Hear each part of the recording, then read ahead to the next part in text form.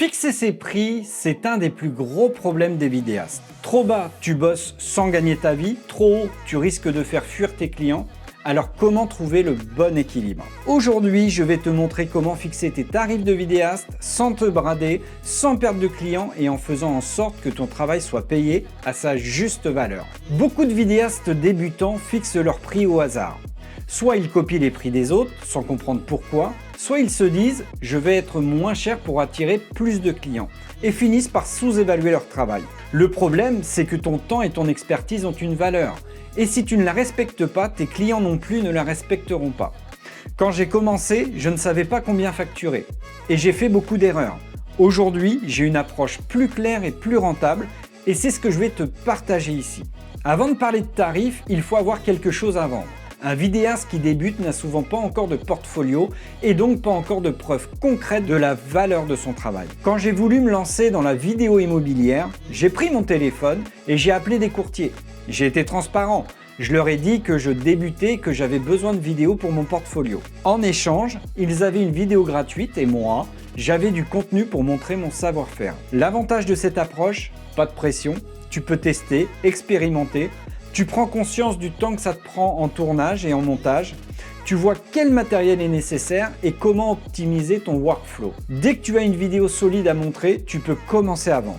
Une fois que tu as de l'expérience, il faut définir un tarif réaliste. Voici les facteurs à prendre en compte. Le temps passé, tournage, installation, démontage, montage, le coût du matériel, caméra, éclairage, logiciel, le type de clientèle, est-ce que c'est des PME, des grandes entreprises, des indépendants? Il y a aussi la valeur perçue. Un client ne paye pas une vidéo, il paye le bénéfice qu'elle lui rapporte.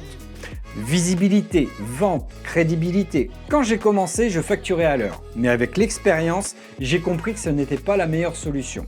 Aujourd'hui, je préfère une approche au forfait. Alors pourquoi les forfaits? Parce que je ne vends pas mon temps, je vends mon savoir-faire. Avec l'expérience, je travaille plus vite. Un montage qui me prenait à l'époque 8 heures, je peux maintenant le faire en 2 heures par exemple. Si je facturais encore à l'heure, je gagnerais moins en étant plus efficace.